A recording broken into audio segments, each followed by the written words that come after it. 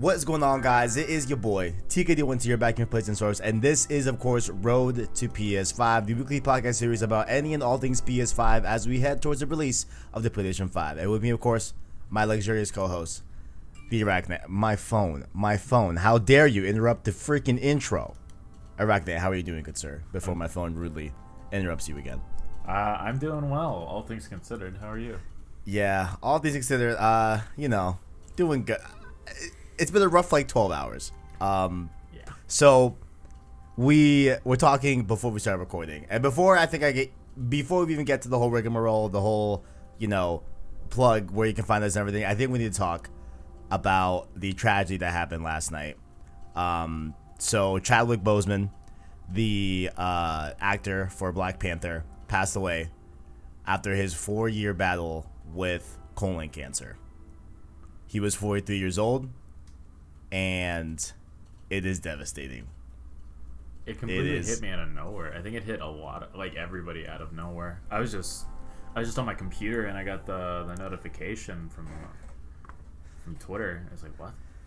Yeah, I was at work and my friend has my location, right? So he'll check hey, if I'm at work, he'll just shoot me text whatever, or if I'm not at work, he'll call me whatever, This time he called me. I declined it because I was at a table. Then I went in the back because usually, okay, if he knows I'm at work and he calls me, something happened. So hit him up. I'm like, hey man, what's up? He's like, yo, something really bad happened. And he's like, I know you haven't seen it because you've been at work, but something really bad's happened. I'm like, is it you? Is it me? What? He's like, no. And he just told me. And dude, I wish he was lying. You know what I'm saying? Yeah. But it is not. Obviously, we send our condolences to the family, of course. And yeah, it's still unbelievable. You know what I'm saying? I'm reading all the headlines and seeing all the tweets and everything like that, and seeing all these stories from Kevin Feige and the Russo brothers and Marvel as a whole and everything, and all the actors that have worked alongside him and his family and everything, and I'm I still can't believe it. You know what I'm saying? Yeah, no, I definitely agree. It's really rough, but I feel like it would have been very weird if we didn't at least hit that on today's episode. You know what I'm saying? Yes, this is a PS5 podcast, and we'll talk more about PS5 later on and stuff like that. PS5 games, which is the main topic of the episode. But I thought that it was fitting to at least send out our condolences and all that. Do you have any last comments to say before we move on? If you have anything you want to say about Chadwick Boseman. Despite Black Panther, I think, being his biggest role that we all know him for, 42 hits different. 42 will always hit different. I saw 42 in theaters. That was insane. So that was my god. When I was really young, yeah. Yeah. I must have been. I forgot when the movie came out, but I think it was 14. Yeah, I was probably 15, 14, something like that. Definitely around there. Yeah, no, it was I think one of my first times I've seen him act. I think as far as I can remember. You know what I'm saying? I bet that's a lie. I'm sure he's been in other stuff that I've seen before that, but that was the first time I saw him prominently, and I was like, oh snap, he's really good. Yeah. And of course, Civil War with this introduction as Black Panther and stuff like that, and all he did throughout the MCU. What I think the last thing I want to say, right, is that he had a 4-year battle with this cancer.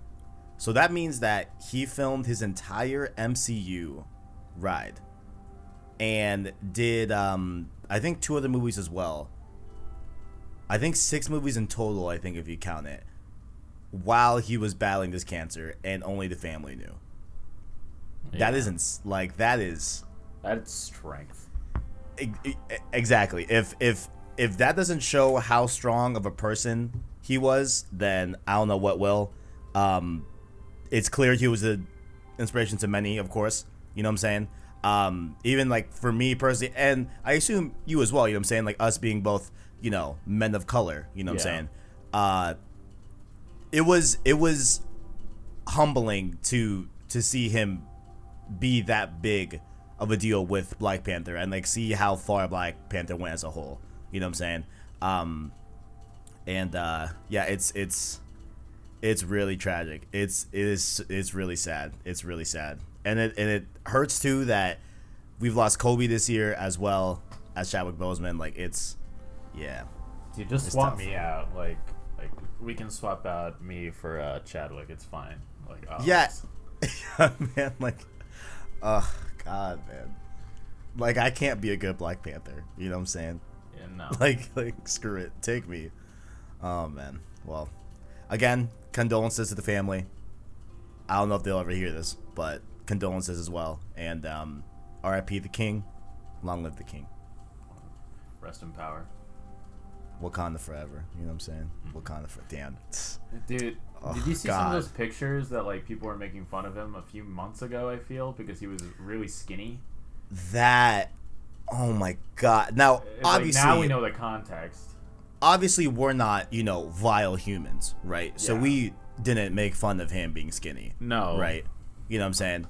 Like, I just thought it was like, I don't know, like a weird angle or something like that.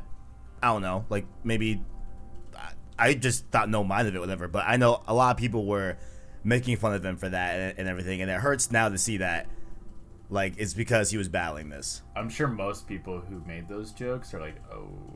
Yeah, I'm sure they're really quiet right now. I'm sure they're really quiet, but yeah, it just shows a lot that, like, hey man, like, we as people, we go through a lot behind closed doors, and before you make that witty tweet or that funny remark or whatever, or something that you think is funny, you know what I'm saying, out of the expense of someone else's real thing that they are going through, maybe perhaps think twice about what they could potentially be going through. Yeah. You know what I'm saying? Be kind. Be before you get some likes. Yeah, also be kind. Come on, guys. Be nice to each other.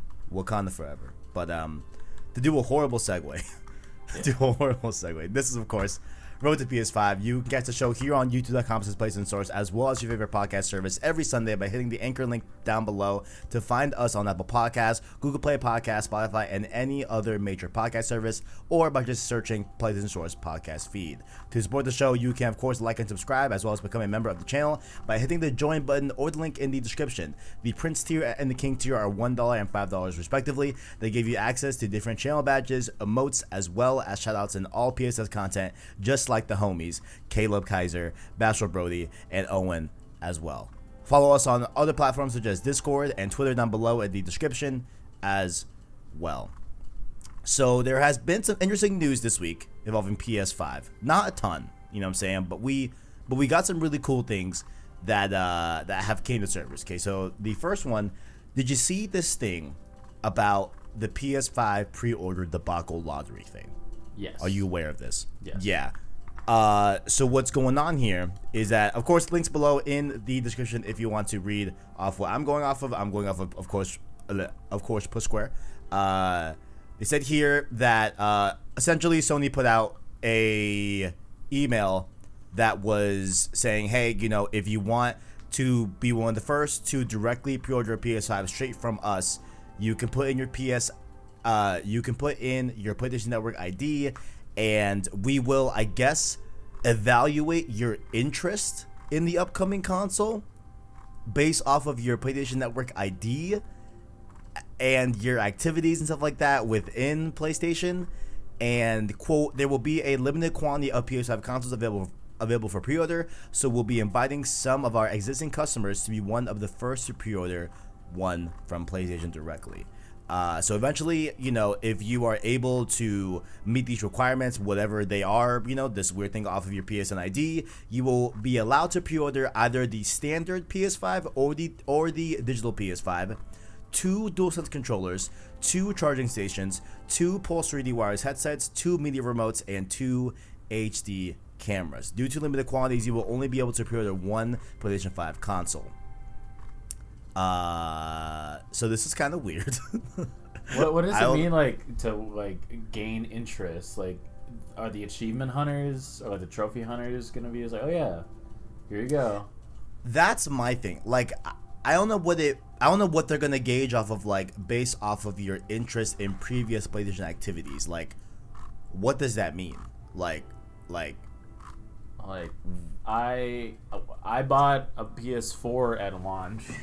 I've bought games digitally on it for years, and like, it's like, so based on that activity, is it gonna just like, oh yeah, you don't get anything. Good luck. Yeah, I mean, I made my PlayStation Network account back in 2009. So it's like 11-year-old account. Same. Ton of PS3 activity on there, ton of PSP stuff on there, ton of Vita stuff on there, and PS4 stuff on there. I don't have PSVR, so maybe that'll make me less worthy of a PSVR pre-order. I don't know what they're going off of. Like, what I would like to believe, right, is that, hey, maybe they're assessing all of our trophies, right? I would have to assume that, okay, the number of platinums you have is definitely going to make you a little bit more worthy. Me, I only have 2, so you know, you hate to see it, but ArachKnight, I do have Vita trophies. Ooh. And I think that in itself, I think anyone that owns a Vita should get pre-order access to PS5. It's like, it was a long-term investment. Absolutely. Yeah, like, you bought the Vita, and there was like not much on it, and then you have to wait however long. It's like, hey, PS5, we see you. Man, I would love to do a Vita podcast. I fucking love that thing. Vita too. A man can hope. But I do find it kind of, I guess not kind of funny, but like interesting how. Well, I guess I mean, I don't know. Like, the prospect of, like, you can buy 2 DualSense controllers, 2 charging stations. Like, I'm never gonna buy 2 charging stations. Like, I'm never gonna buy. Why would you need 2?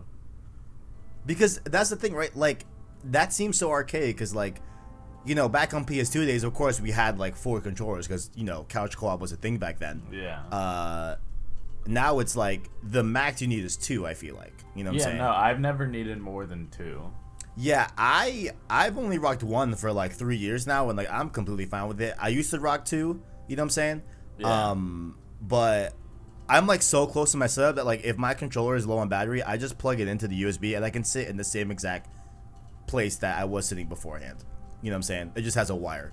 You know? I have a charging dock at the end of my setup that's too far for me to reach. Right. So usually I just stand up and I swap them out, and then I go back if I'm having when I was playing Ghost.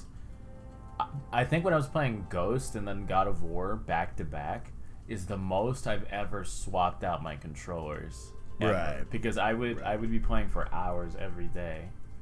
Oh my gosh! You know what? We forgot to talk about games we played. That's crazy. Played. We're gonna do that after, and we'll go into the second story. Yeah. Since we're already in the weeds in this one. Yeah. Yeah, but I totally feel you on that. Like, I usually only like run but 1, but at max I feel like you only need 2. Like, if you need 3 controllers, like, I think you just have a bad habit of charging your stuff. You know what I'm saying? Like, that's just a you problem. I have a blue controller and like the standard controller that came with my console. That's hot. The reason I got the blue controller, I wasn't gonna get it, but funny story. I was playing Crash back in 2017. Love to see it. And I was doing. You remember the time trial on the bridge in Crash 1? I think you're gonna hate me. I've never played Crash. All right, never mind. But there's this time trial in Crash 1, and that was really bad. I forgot what it was called. I just recently rebought the Insane Trilogy on my computer, so I can play Crash while in my Zoom calls for college. Beautiful. I have my Zoom call on one monitor, and I'm playing Crash on the second monitor. Yo, if they think that I wouldn't be gaming in a Zoom call for like a lecture, they got me fucked up, because I entirely would. I'd be grinding out. Yeah, easy. Oh my god, are you serious? Come on now. It's bad too. It's like, oh yeah, it's like ArachKnight. It's like, huh? It's like it's like, yeah, like what, like I'm doing some calculus right now. So it was like, oh yeah, like what's like, have you worked out this problem? Excuse I'm me. like, sir, I have grinded out my Final Fantasy 7 level. Yeah, it's like I've been working on my materia. Like, yeah, I have done that, sir. No, yeah, but I'll be really like frantically trying to figure out an answer. Man. And it's just like like fuck it. Like I'll just get it wrong. I'll take the L so I can go back. I think the two weirdest ones are the two media remotes and the two HD cameras. Like, yeah, why? Why? But I mean, I guess like obviously this is not what they want, but like I kind of feel like it kind of is in a. Okay, you know what? Probably not at all what they want. I'm just gonna say it. Like, it looks like it's like for scalpers. You know what I'm saying? Like, keep one and then sell the other on eBay for like a crazy amount. Nah. That's not totally not their intent. Yeah. No. But I completely forgot the point of the story because we were talking about Zoom calls. But I was doing this time trial. It sucked. I was working on the platinum, and I missed the last jump. And I was finally about to get the platinum for Crash. Yes. And I missed the last jump, and this time trial was awful. It was awful because at launch, I don't know if they ever fixed it, but like jumping on a turtle, what didn't always work. Like just something about the jumping wasn't right about it. So I missed the last jump. And I squeezed my controller so hard that I broke the oh shit, the rumbler. You broke the what is that called? A rumble pack? Yeah, that's what they were. Is that what they used to call 64, it? Yeah. Yeah. I guess the boulder. I don't know. Yeah. But I squeezed it so hard that I broke it, and the plastic it's like coming out, like it's not closing all the way on the sides. So it's like I need a new controller. So I bought a new controller, and then I finished the time trial, and then I was like, "All right, we're done with Crash for right now." I don't think I've ever. I definitely had controllers break on me, but like it's more of like a button just stops working randomly. Yeah, like it's not like I've tomahawked my DualShock 4 across the room. You know what I'm saying? Not yet, at least. I don't know. We'll see. Maybe I did that during Bloodborne. I was about to say like maybe Bloodborne would make me do that, dude. But yeah, we'll see.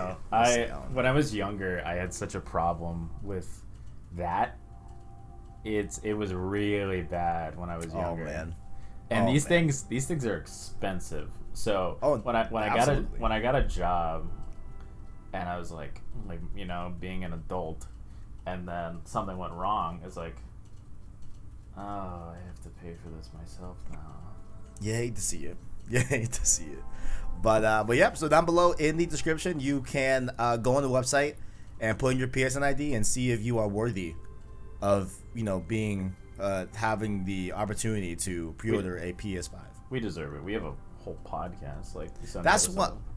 I mean, listen, it came up like 30 seconds before I saw it, and I put my PSN ID immediately. Yeah. So I mean, I will keep you all updated, and I'm sure ArachKnight will as well. We will see.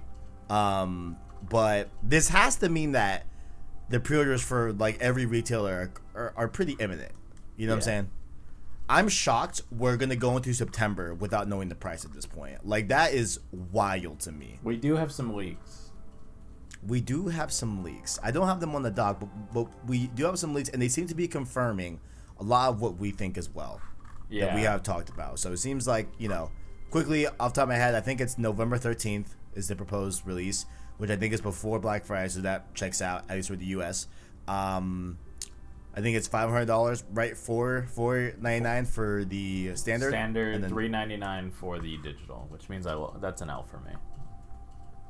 That's an L? For the bet. Yeah, the bets. Yeah, no, we didn't want to agree, or else there was no bet. So I was like, whatever. Let's just see if I get lucky. Nah, I can't. There was one that was saying your price too on the digital. I was like, oh shit! Like if it is, fuck. That means ArachKnight's gonna win this bet. I can't always win by like the skin on my teeth. That's all good, man. You're always a wonder in my heart, good sir. Always a wonder in my heart. Thank you.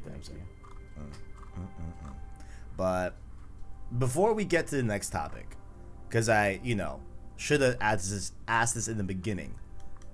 What have you been playing, ArachKnight? You been playing anything crazy? Playing anything new? You know what I'm saying? Just same old. Like I mentioned, I've been playing through Crash again, except this time as a mature adult that doesn't get angry over small things. I hope. So Crash has been a lot of fun. Like there's some segments in that I remember having such trouble with when I was like 17, and the Insane Trilogy came out, and I'm playing through it again. It's like I had trouble with this. Oh, like it's really easy. Yeah. Gotcha. It's like my baby brain can handle this one thing. And I feel that way. This is gonna be a really embarrassing sad story real quick on that topic, right? Do you recall Revenge of the Sith? Of course, Star Wars Episode 3, the video game. Yes. Right. So I remember, oh my god, like this is gonna. I'm literally embarrassed to say this, but I'm gonna say it because I love y'all. All right. I did not realize that R3 and L3 on the sticks were buttons on the PS2 era. Oof. You know what I'm saying? Yeah. So, and my dad didn't play games. You know what I'm saying? My mom didn't play games. You know what I'm saying? So, it's not like they would know. You know what I'm saying? So, yeah. I was stuck in the fight in the very beginning when you're breaking out Sidious. And, yeah. I never got past it. In hindsight, it's like, Kev, just click. I used to click down on the buttons during loading screens, ArachKnight. And it never registered like that is R3 and L3. Yeah, those are buttons. Yeah, but you're a kid. A really dumb kid. Fair. Really dumb kid. I had a friend. He's one of my closest friends, like to this day, and I'll never let him live it down. So one day in high school, like freshman year high school, we're talking about Arkham City, and he was like, "I've never finished Arkham City." It's like, what? He's like, "Yeah, I didn't know what Batman meant by the bell tower." What the wait? What? So in the beginning of Arkham City, Joker fires a sniper from like a bell tower into the building that Batman is in. No, I remember. I have played. Oh wait, are you just doing a recap? For Yeah, I'm just doing a listeners? recap. Okay, bet. Cool, bet. So he was like, "Yeah, I didn't know how to find the bell tower." It's like there's literally a giant ray with your detective vision that shows you where it is. Wow. And he was like, "Yeah, I just couldn't figure it out." And it's like, dude, what are you doing? It's like, what are you? And he was like, "Yeah, I tried playing through. I thought my game was busted. I like returned it, got a new one, and then it still wasn't working." It's like, just put on your detective mode and find the bell tower. And then after years of not knowing how to do it, he finally finished Arkham City. Man. And it's been 5 years since we've talked about that, and I still never let him live it down. It's like, yo, where's that bell tower? Next time you give him shit from your boy as well. You know what I'm saying? Throw him a little one, you know? Yeah. I'll let him know I embarrassed him on the podcast. I gotta tell you, this week, ArachKnight, you know what I'm saying? I finally got to really sink my fingers into the original Final Fantasy VII. I saw that. How Y'all, it is a fucking journey. I did not realize how much of a world there is outside Midgar. Oh yeah. Oh my god. The remake barely scratched the surface. No, and it's literally actually insane, like how small of a section the remake is compared to the whole game. Like it is, like, if 6 y'all were hours. like me, yeah, it's a lot. And if y'all were just me and only played the remake, like, get ready, because there is a whole world out there. It is great. I'm having a great time. You know what I'm saying? Yeah, no, it's so good. And I'm getting backstory on. So I am now okay. So I just got Sid. Yes. Right. So I just got Sid, and we're on our way back to the gold saucer to get the keystone to be able to go to the temple. You know what I'm saying? I think that's vague enough to be able to not spoil it for people, but that's where I'm at. So I've seen the backstory of Barrett, which is mad interesting. We're getting more backstory of Tifa and Aerith as well, lightly. I got the huge backstory of Red 13, which, oh my god. Bro. The ending to that whole arc with, bro, I can't wait for Remake 2. I can't fucking wait, bro. I'll cry. I'm so... Wait, have you beat the original one yet or no? Yeah. Okay.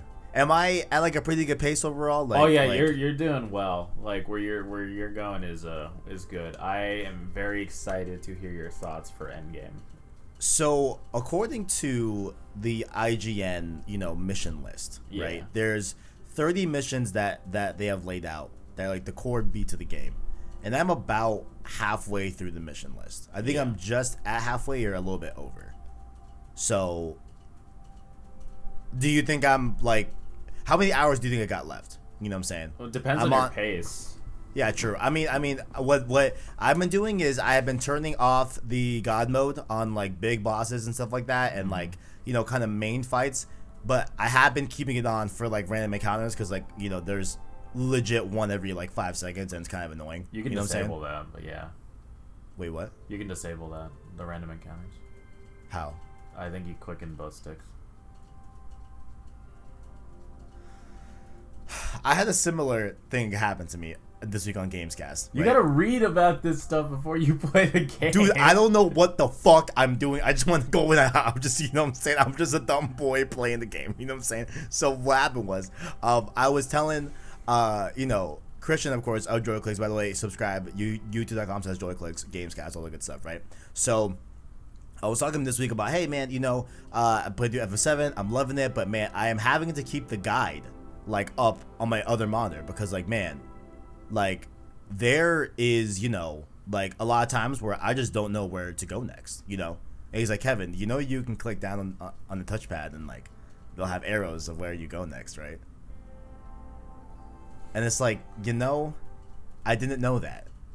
And I also didn't know that you can really disable the random encounters. Yes. I mean, I kind of don't want it because I am ranking up a lot. Yeah. Right? I maybe if I get really annoyed, then I'll turn them off. Yeah. I disabled it, and then if I'm about to die during like a big boss fight, I just kind of like click in the God mode just to give me my health back. Because like I'm not playing the game for the combat. Like I'm not a turn-based guy. Like, but I'm just here for the story. Like I'm just here to enjoy the ride. Yeah. Like yeah. Same. Yeah. I mean, like, as much as like it would, like, I feel like I get the gist of the combat. You know what I'm saying? Yeah, it's not complicated. Like, yeah. Like it's not like I don't feel like I'm missing out that much. You know what I'm saying? Like, I feel like a match spot, like a match spot where, all right, cool. For real bosses, I'll turn it off. But that ×3 is staying on, my boys. That ×3 is, that stays on, But God mode, yeah, we're doing that on the random encounters. Now I know, so gratefully by you, I can turn them off. Thank God. Yes. Wow. Well, yeah, been playing a lot of that. I got Rogue Company on my PS4 as well. Yeah. This morning, I got into I got a code from them, so thank God. Ooh. Because I've been playing on Switch, right? Yeah. And it was like last week where I'm like, yo, I'm enjoying this game, but I want to take it to another level. Like, I want to take it seriously, right? And it's not that like I can't take the Switch version seriously.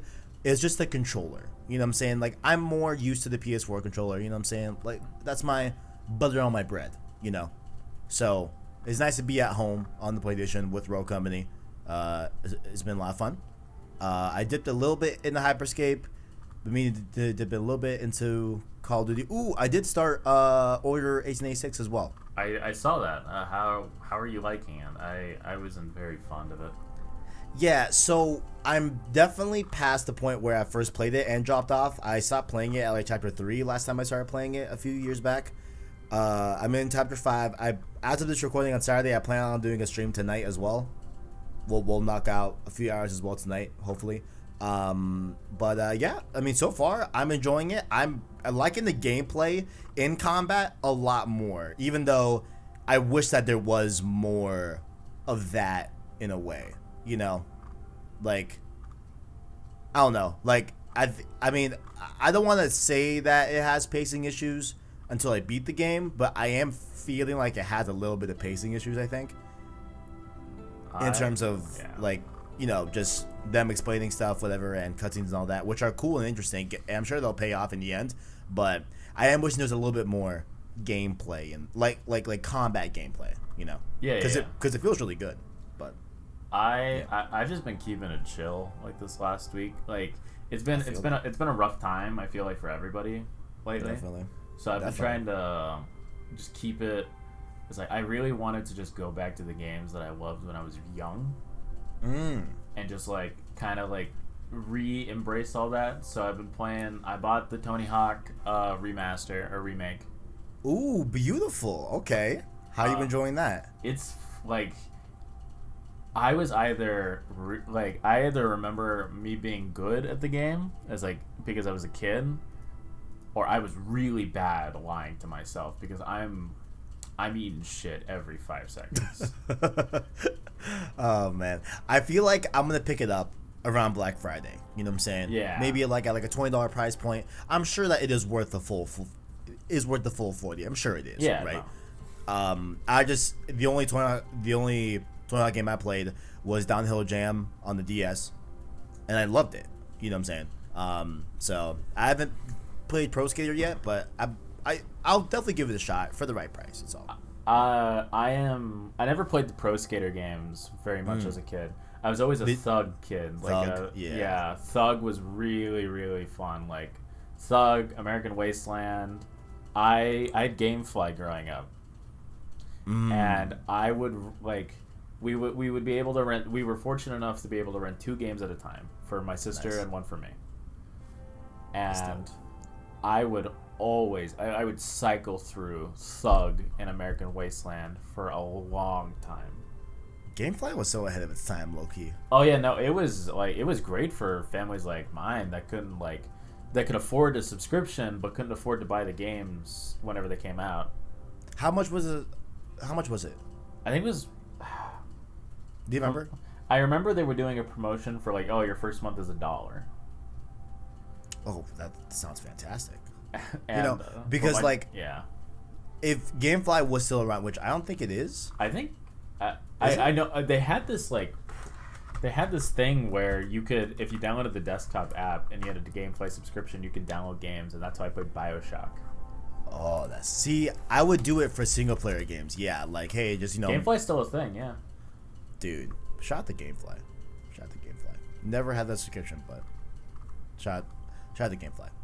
But yeah, that's what we've been playing. Let us know down below what have you been playing as well. But as we move on from this very odd structured episode, because I suck. Next up here, PS5 will be getting some really good performance up, specifically in connectivity to other devices and the World Wide Web. This, of course, is coming to us from Push Square via documentation from Sony in Peru. It revealed that the PlayStation 5 will take advantage of Bluetooth 5.1 and Wi-Fi 6, meaning its wireless performance will be much better than the previously existing PlayStation 4. So this is good for a few reasons that I kind of want to lay out, right? The original, first gen PS4 utilized Bluetooth 2.1. On the PS4 Pro, they upgraded to Bluetooth 4.0, right? So there was better connectivity over Bluetooth on the PS5, on the PS4 Pro, which I'm pretty sure the controller is off Bluetooth. Does that sound right? Yes. Right? That kind of sounds right. Yeah. Well, it's a wireless connection, yeah. Yeah. I'm pretty sure that's it too. But even though there is a newer Bluetooth version called 5.2, but they may have not gotten access to that in time for manufacturing, so that's not in there. But the big thing for me is the Wi-Fi 6, right?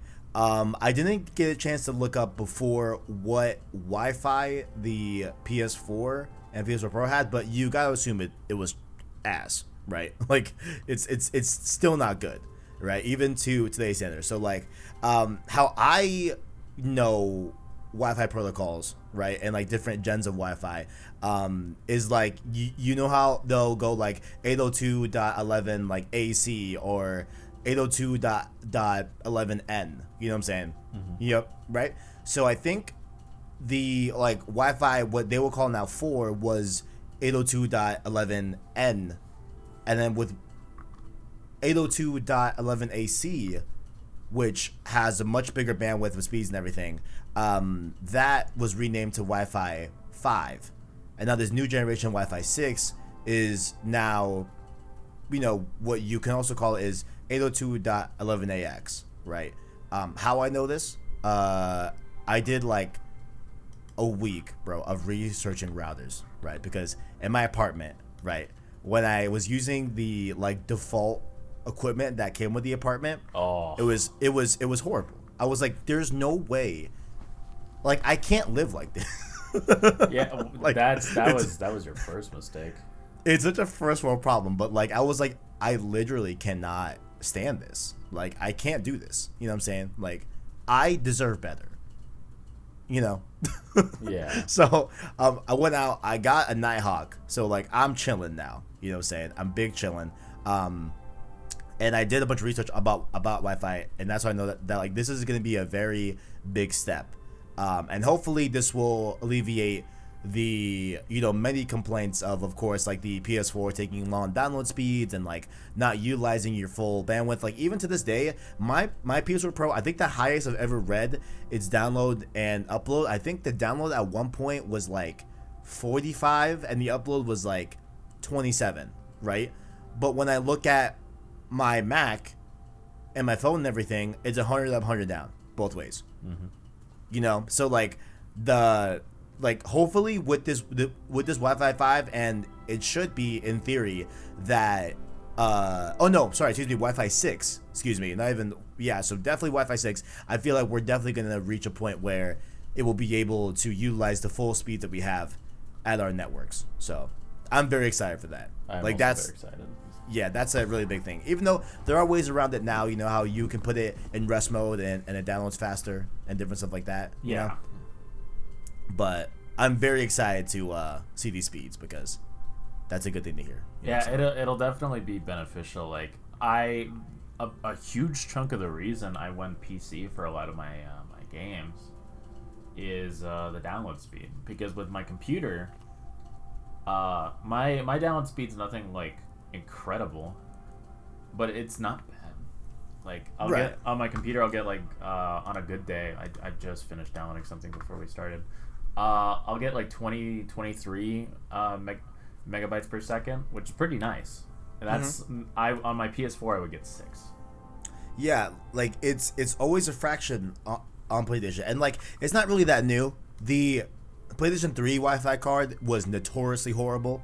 Yeah, like way worse than the 4s, you know. But I'm glad that we're gonna see seemingly a more, you know, better Wi-Fi protocol and card in the PlayStation 5 that'll be more modern and more up to the standards of like today, as opposed to like, you know, always being a step back, you know, because I think like that was where they would like cut cost on like the overall box to be able to have it at a reasonable price for the consumer, you know what I'm saying? But I mean, if like I would have thought like maybe if anything they would have put like a Wi-Fi 5 card into the PlayStation 5 standard edition, and then made the digital edition have a faster download speed, because that's the only way you're going to be able to get games, you know. But I'm glad to see that like across the board, seemingly both versions of PS5 will be using Wi-Fi 6. That's a win for me, definitely. Should be a win for everyone too. So definitely like that. And last thing here. So of course this week, I'm sure you saw, Call of Duty Black Ops Cold War got announced. How you feeling about it? Do you have some short impressions about it? This all does connect to the next story, but I want to just, since we're bringing up Doritos, you know, let's talk about what they last leaked. which is of course Black Ops Cold War. As soon as I read Zombies, I might as well have just put in my card information for pre-orders. I'm gonna be real here. I mean, that's facts. That's like those are the facts. Like as soon as I was like, oh yeah, Zombies, like that's a thing that will be coming out with Cold War. It's like, all right, yeah, you got me. You don't need to sell me. It's fine. Like, if it's anything like Black Ops 1 Zombies, because I feel like as the Black Ops series continued, the zombies got progressively worse. Like, here's what it is, right? Like, I love the zombie storyline. Yes. Right? Like, I followed that shit for 10 years. Like, straight up. Deadass. Do I understand all of it? Absolutely not. Could I tell you, like, point A to point B how it all went? No. Fuck no. But I loved it nonetheless, right? I think what happened with, like, Black Ops 2 and Black Ops 3 and definitely Black Ops 4, well, in terms of lore and story, Black Ops 3 has, like, the best storyline arc possible, right? Yeah, like, that was it. Origins is pretty cool. That was at its peak, absolutely. Like, peak story, peak lore, it was fire, right? I think what happened was that Zombies, they were making the maps for the hardcores like me and for those that, like, you know, are really into the storyline, but less so for the average player that just wanted to play Zombies. Yeah. That's, I think, was the main thing that happened with Zombies that really messes it up. That's why we look fondly on Black Ops 1, because Black Ops 1 was very accessible. Kino is still a 10 out of 10 map. You know what I'm saying? My go-to, if I can only ever play one Zombies map ever it better be the same as me. It better be the same one. It's Ascension. There you go. My boy.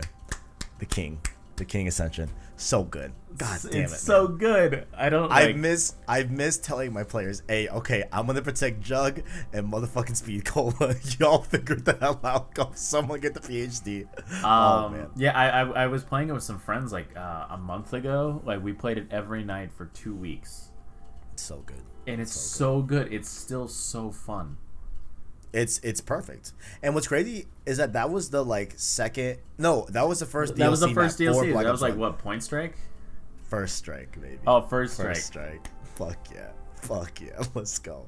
Fire.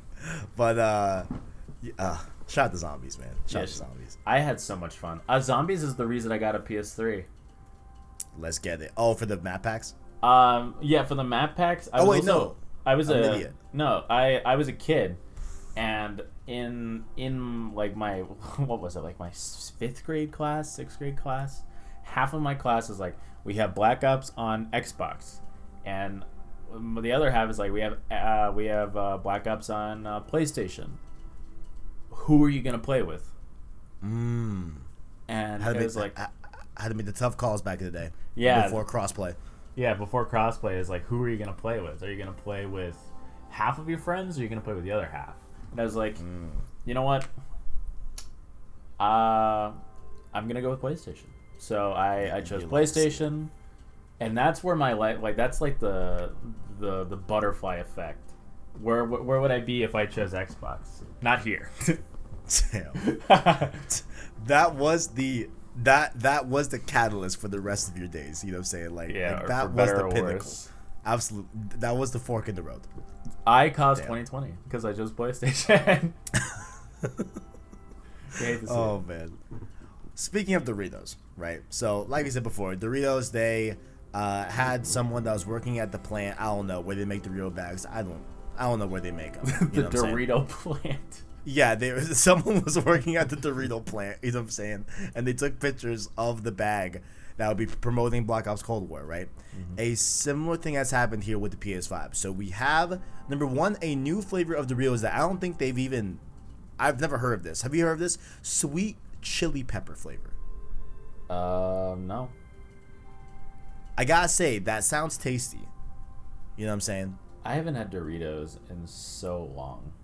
Me neither. I mean, if we're gonna talk a little bit about chips, my number one pinnacle of chip is the Pringle. You know what I'm saying? Like, dude, you pick any Pringle tube, they're all fire. Like, name me a bad Pringle. Pizza. Wait, you don't like pizza? That's literally one of the best ones. What the fuck is wrong with you? I'm just not a chip guy. Honestly, I don't like chips all that much. I am definitely a chip guy. Yeah. I'll have like the Yukon chips at like Red Robin. I would eat those all day. The Yukon chips at Red Robin. If you order the wings, I get the wings every time I go to Red Robin. Like, I don't go. I mean, Red Robin's garbage, but that's all right. That's the end of the show. Good night. We talked about it last year. Remember? Oh, we did. We had an argument in the middle of work, and there was like a civil war about Red Robin. Red Robin's fucking awful. I love Red Robin. Red Robin is my go-to. That's tragic. I'm honestly hurt.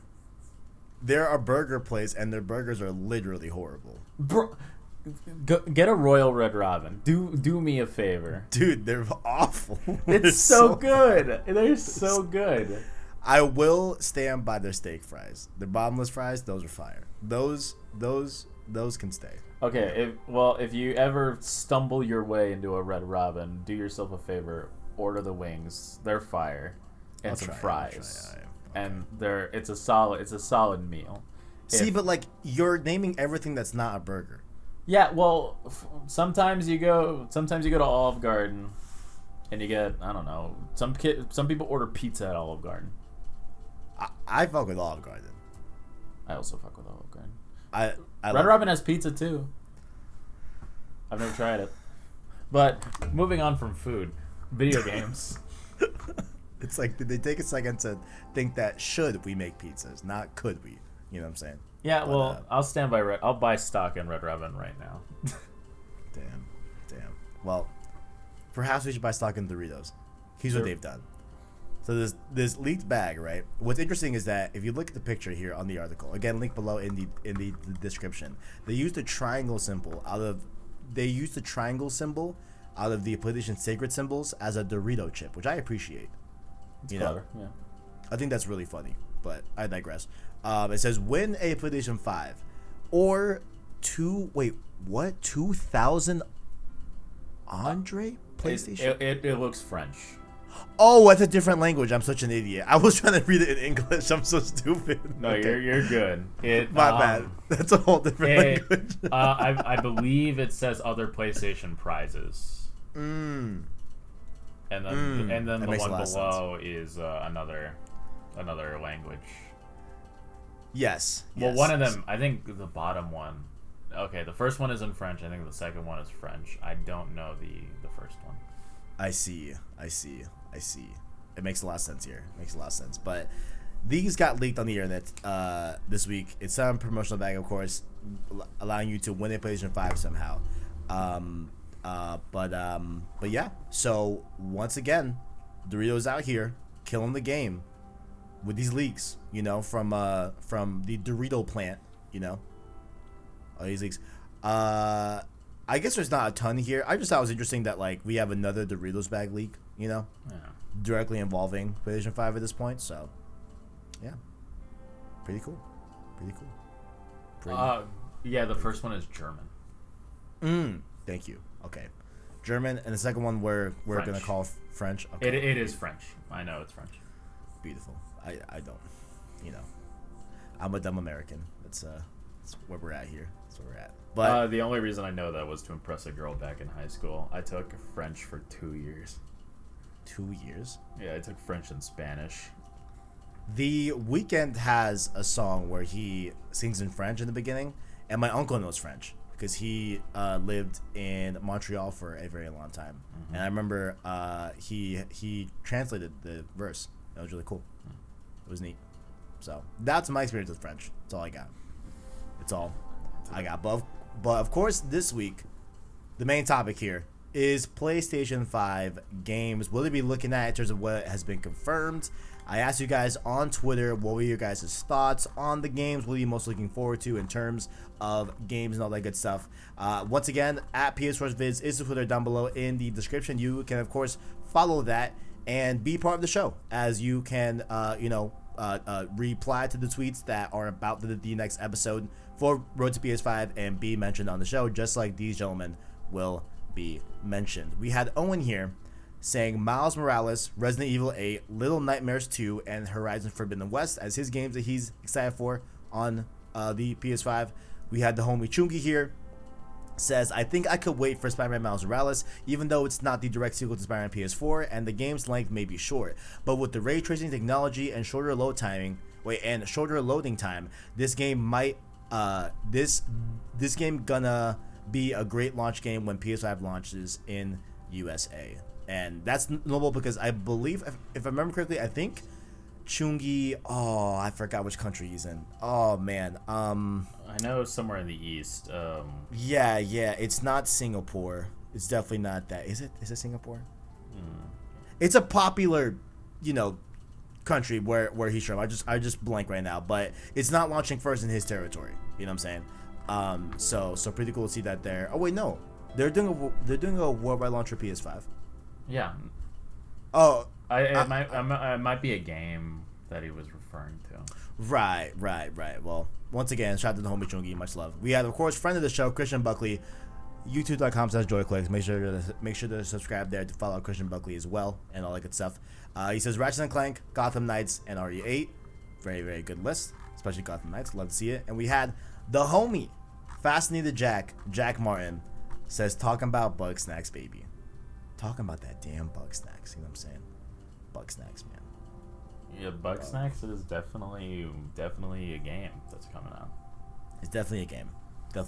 But link below in the description is the list that we'll be going off of. This was updated 2 days ago, so I'm assuming that it will take into account games that were shown at the Opening Night Live Gamescom event by Jeff Keighley, the finale of the Summer Games Fest. Make sure to go check out that full reactions on youtube.com/joyclicks. B and Christian did that whole thing as well as on the channel. You can check out my clip out of the reactions to the extended Ratchet & Clank Rift Apart gameplay as well, so you can check that out, all that good stuff. But this seems to be alphabetical order, so that's pretty cool. But we're gonna run down, if it's something that we don't know about, we can just keep it going. But if we want to talk about it, we can keep elaborating on the game that is being mentioned. And these are the PlayStation 5 games that have been confirmed for PS5 as of this recording, which is, of course, Saturday, August 29th, 2020. And I think this also takes into account cross-gen games as well. So some of these will be coming to PS4 and PS5, but these are going to encompass the new games that haven't been released yet that will be coming to PlayStation 5, just to be absolutely clear. So, just figure we just run down the list, have a discussion if you want to, stop about, like, if you want to talk about something, ArachKnight, just, tell me to shut up and we'll talk. You know what I'm saying? So, should be fun. Should be cool. It'll be fun. And definitely let us know down below which PS5 games are you interested in come release of these games. So the first one here, one that I'm very excited for, Assassin's Creed Valhalla. Players will take the role of a Viking raider. I think his name's Ivor. He or she, you could choose gender, who leads their clan from the native home of Norway to the shores of Dark Ages of England with the hope of settling for good. But resistance from the Saxons won't exactly make it easy. Are you a fan of the new Assassin's Creed games that are more like RPGs? No. Just hard no, huh? Yeah, no. I've tried. I don't know. Like, there's just something about them that feels so uninviting, for lack of a better phrase. It's just, they're not my cup of tea. I understand there are people that like them. However, I'm not one of them, and that's okay. I feel you. Dude. Odyssey is on my top 10 favorite games of all time. like I swear to God. Yeah, could not be me. I love that game to death. Oh my God. I can't wait for Valhalla. And I'm pretty sure I'm playing it on PS5. I don't think I'll play it on PS4. I think I want to save that for, to get used to the power of the PS5 and stuff like that. So I might wait for that. But that is coming for both PS4 and PS5 with a free upgrade as well. So that's been that. Next up, Astro's Playroom. This is a PS5 exclusive. It's a platformer, that is going to really heavily rely on the gimmicks of the PS5 DualSense controller and different stuff like that. It will be a pack-in game, so this will not cost you any money. This will be loaded into the PS. Wait, is that true? No, I think it is. It'll be cute. Yeah. You know, outside. A tree, like something just hit my window. Wow. Imagine if a tree goes in your bro while you're recording. Imagine there's a tree just milli rocks your window. That's wild. Hopefully it doesn't though. Yeah, no, that happened to me at my old job. That sounds horrible. Yeah, it was a little rough. Just taking orders and then it wasn't a tree. It was like a piece of wood from a truck bed just completely destroyed the window I was at. And I was like, "Yo, can I go home now?" Yeah. If a tree milli rocks me at work, I'm leaving. Yeah, I don't care what it. I'm gonna call that a clock out. Yeah, that's a clock out. Have you played? No, you don't have VR, right? I do. Have you played the Playroom VR? No. On the PS4? Okay. I have an Oculus. I don't know if those are compatible with the PS4. I don't think so. No, I'm pretty sure they aren't. Yeah. I'm pretty sure they aren't. But, so, yeah, I never played, I haven't played a lot of the PlayStation stuff for VR. I don't feel like buying a whole other headset just to play some stuff like that when I barely use the first one. Right. But Astro was, from that whole tech demo thing from Playroom VR and stuff like that. So now he's getting like his own pretty much, I think, full-fledged game type of thing, but they are kind of, I guess, posing it as like a tech demo for the most part. It will be preloaded onto the PS5 and stuff like that, so that's really cool. It looked really cool when we saw Keeley doing his DualSense demo with it as well. We got some gameplay there and stuff like that, and we've seen a trailer for the game, so it looks pretty cool. I'm excited for it. It definitely would be a cool night one. Like, hey, let's check it out. Let's see what the PS5 can do. Let's see the DualSense features and stuff like that. So, pretty cool right there for those that are fans of Astro's Playroom. Next up here, I don't know about this game. Atomic Heart, first-person shooter. It looks like it is coming to both PS5 and Series X with no release date for any of them, but they are coming to current gen consoles as well. So, do you know anything about Atomic Heart? Honestly, before reading this list, I've never heard of it. Yeah, me neither. So I guess we'll just move on from that. So if you're a fan of that, that's coming. It's being developed by Mundfish, so pretty cool right there. If you want that FPS, I guess about alternate universe during the high noon of the Soviet Union. So you can check that out if you'd like. This one I'm pretty excited for. Battlefield 6. EA's, of course, Battlefield is coming in the installments of the 6th game in the series, coming to Xbox Series X and PS5 in 2021. From EA, they said that, quote, they will be targeting new innovation that will be enabled by next-gen platforms. The rumors is that it is coming back to a modern time, which I am a big fan of. I don't know if you've ever played Battlefield back in the day or if you have a pass with it. Yeah, like Bad Company. I haven't played Bad Company. I know I would have loved it back in the day. I just never played it. But my cream of the crop for Battlefield is Battlefield 3. Yeah. Oh my god, dude. Fire. I remember just playing Modern Warfare 3 or whatever at the time. It was Modern Warfare 3. Yeah, and it's just I found Battlefield 3 for a discounted price. So my dad was like, yeah, sure. You already play shooters, whatever. And I was like, I can fly a jet? It's like, I'm 11 years old. Dude, I can't even drive a car. And I flew. So how I played Battlefield when I was a kid was, how quickly can I crash into somebody? So I always played garbage, but it was always a lot of fun. Yeah, I love Battlefield 3. So them going back to a more modern era is, I think, what Battlefield needs. I think it'll be great to have that in the next gen and stuff like that. So I'm really excited for Battlefield. I am definitely a COD fanboy at heart on that whole debate, but I'm really excited to see what to do with Battlefield 6 for sure. So that's going to be great to see. Next up here, Jack's game of choice for PS5, Bug Snacks. All right, it's happening. It's by the same developers from Octodad. It's we got a little bit more gameplay at the latest state of play, and I still don't really quite understand what the game is. But in this description, they say you play as mostly bipedal animals and critters that eat food favorites like fruit and sausages, and oddly become those snacks when they eat them. Arms will turn into hot dogs, and hands will turn into strawberries. It sounds weird and delicious. Are you into the bug snacks craze? Are you gonna get it? No. Damn, just hard no. Hard no again. Hard no again. I appreciate the diversity in games, but with diversity comes opposition, and I am not against bug snacks. When I say opposition, it isn't with a it's like, oh, this game looks stupid kind of way. It's just not for me.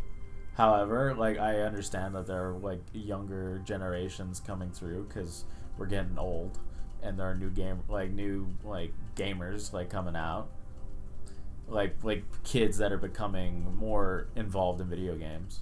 So this is a good start for them.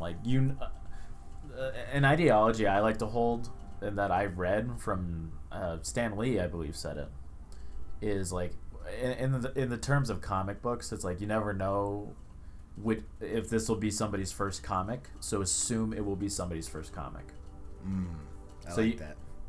So bug snacks could be somebody's first game. That's true. Great. True. If it's not for me, but I'm glad to see games like this coming out. I appreciate the creativity.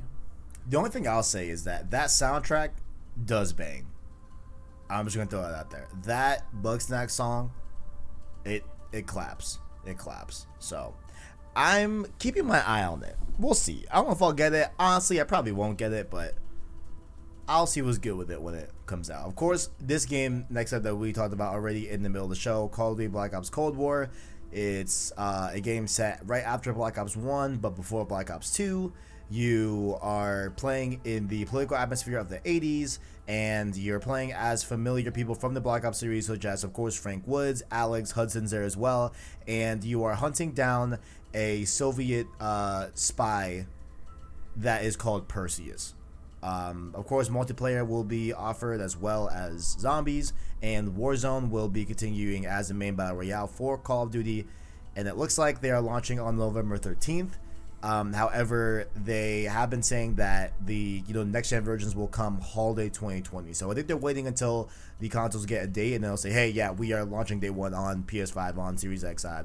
So yeah, I'm really excited for this. We talked a lot about it before. I'm really looking forward to this. I love Black Ops 1. It's my favorite Call of Duty, so I'm very, very excited for this Call of Duty. Do you have any thoughts about Black Ops Cold War before we continue? Zombies, please give me back Ascension. I know we've had Ascension on the original Black Ops and Black Ops 3, but it's I'll pay full price again. I'm stupid. I get it. Dude, I'm so fucking with you, because look, we all remember Zombies Chronicles. Yes. Right? That was the greatest thing that ever fucking happened to me in my entire life. That was top 10 things that's ever happened to me, was Zombies Chronicles, right? Where we got Ascension and Black Ops 3, right? Phenomenal, right? I would pay for it again. It's I have no problem paying for Ascension again. Yeah. It's fine. I get it. The stupid consumer will buy the same product over and over. Dude, I have fucking how many copies of the original Spider-Man trilogy? 7? I have 7 copies. I'm not joking. Oh man. I'm willing to buy it again. I get it. I've accepted my stupidity. Just let me have what I want. Precisely. I'll do it. I'm excited for it. I'll buy it. Modern Warfare was a lot of fun. I had a really good time with Modern Warfare, way more than I ever expected. Yeah, I'll buy Cold War. I get it. I'm excited. Yeah, I'm definitely excited for that beta too. I'm really excited to play it. Just get my hands on it, see what we're looking at for COD. I'm excited. Next up, Chivalry 2. Have you played the first Chivalry? Very briefly, long time ago. Okay, cool. So you have some background with this. Apparently, it's a multiplayer first-person hack and slash that sees players thrust into epic medieval battles where you can siege castles, unleash flurries of fear. Yes. What the fuck? Flurries of fiery arrows. Oh, flurries of fiery arrows. I'm such an idiot. Looks like you can play in 64-player battlegrounds. Confirmed for current gen and next gen, and crossplay available across all platforms. So pretty cool right there. I have no interest in that, but it's there if you want it. Nah, it wasn't for me. Well, hate to see it. This game was shown off a little bit on the Xbox stage, called Chorus. So it's coming to both PS5 and PS4. So I believe it's also on Series X and One. Well, I guess all the games are on Series X and One. I digress. It's a futuristic starfighter game that follows Nara as she pilots her sentient ship forsaken to destroy the cult she once belonged to. It says wild randomly. It's weird. Its visuals evoke the moody red lighting of Control, but the combat feels like a Everspace and other arcade-style space shooters.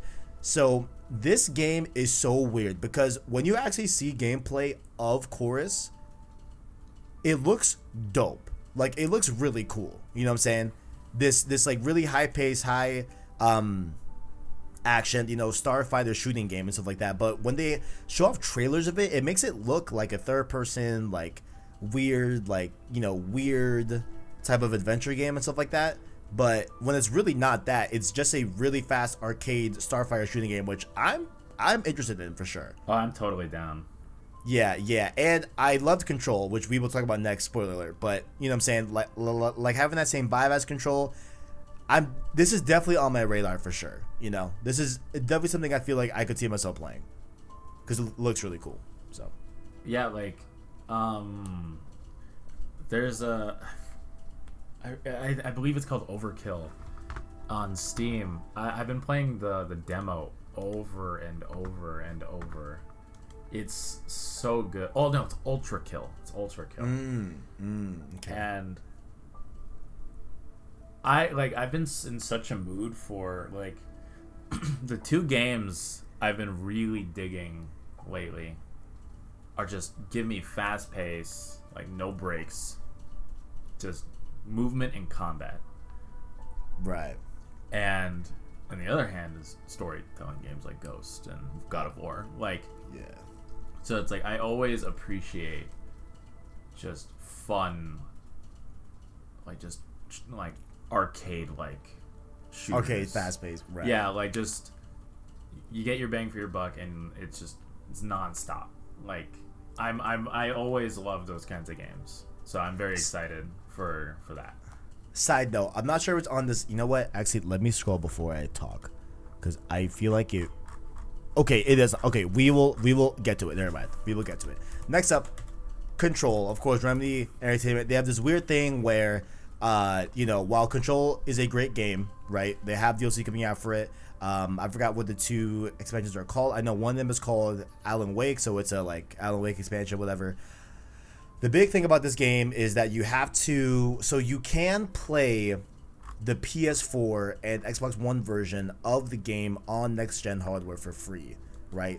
The only downside is that if you want the upgraded version of that to really take advantage of the PS5 and Series X, you will have to buy the $30 Ultimate Edition, which does give you access to all the DLC, but even if you own the DLC, you still have to buy that version to play the upgraded version on PS5 and Series X. So they have a really weird way of doing that. I think it's really shitty. But I think it's shitty for those that bought the DLC, right? For me, who's someone that didn't buy the DLC, it kind of just works out because, I mean, like, if I'm going to get the DLC, I might as well just get this Ultimate Edition on PS5 to take advantage of it and just have that little bonus as well and pay around the same amount that I would have paid for the DLC anyway, So overall, I guess for me, in my standpoint, it's not that bad. But they've kind of screwed a lot of the hardcore fans that bought the DLC during the PS4 era and Xbox One era this generation. But yeah, I mean, overall, despite all that, I think it's really cool. I think it's a really, really, really fun game, really cool game, really interesting game. I've long said this. It feels like what Infamous should feel like if it was made in 2020. You know what I'm saying? Like, I'm telling you, once you play Control, you'll be like, oh, this is what Infamous could feel like in the modern day. Like, okay. It's I've been on the fence about buying Control. I never played it. What I mean by that, it's just the gameplay. The story is weird. Different. The story doesn't make that much sense overall. Like, it's a whole thing, right? Like, it's very Remedy.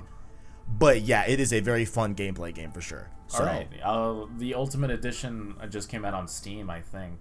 Ooh, nice. Okay. So yeah. I might pick that up. I would definitely recommend it. I would definitely recommend it, especially if you want something that feels like Infamous. I'm telling you, bro, you will feel it. And it's a good deal. It's like $30 on Steam. Yeah, and you get all the DLC. Yeah. I think. Yeah. Yes. I mean, why not? Yeah, why not? It definitely gets my stamp of approval. Okay. Next up here, I'll definitely check it out. we have a game called Chris Tales, which is a quote indie love letter to classic RPGs.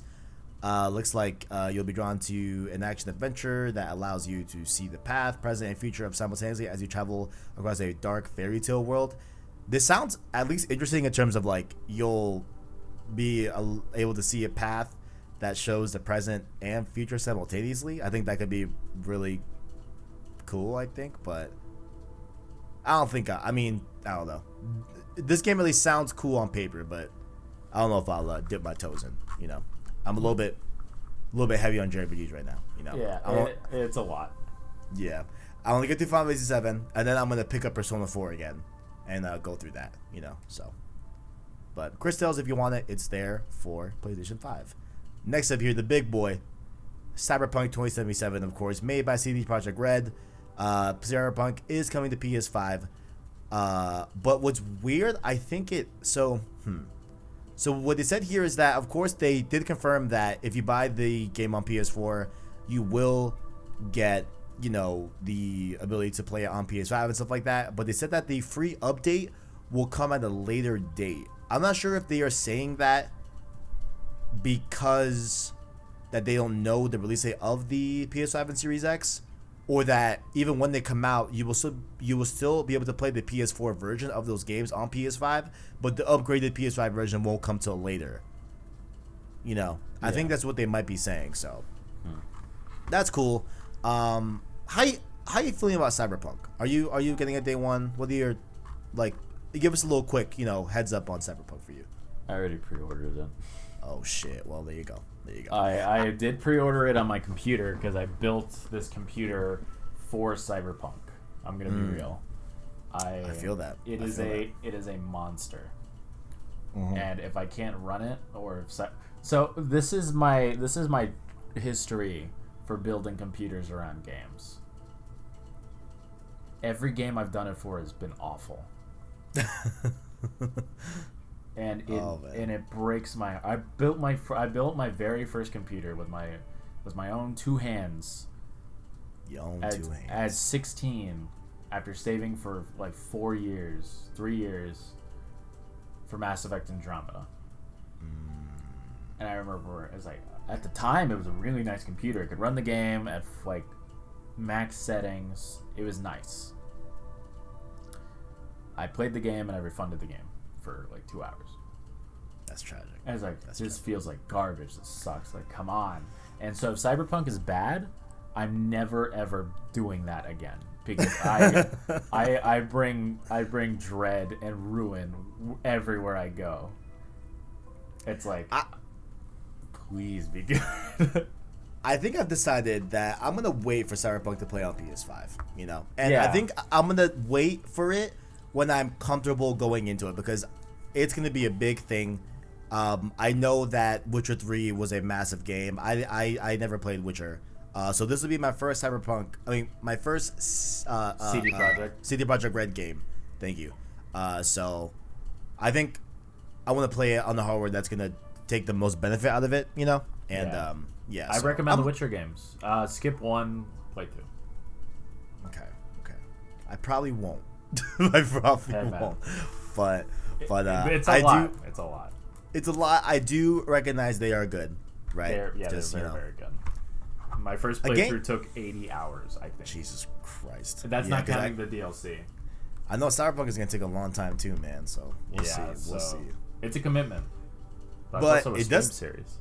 Yeah, but I'm not doing a stream. Well, fuck that. No way. You got me. No way.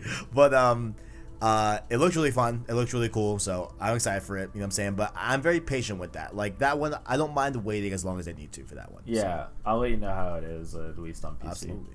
Hell yeah.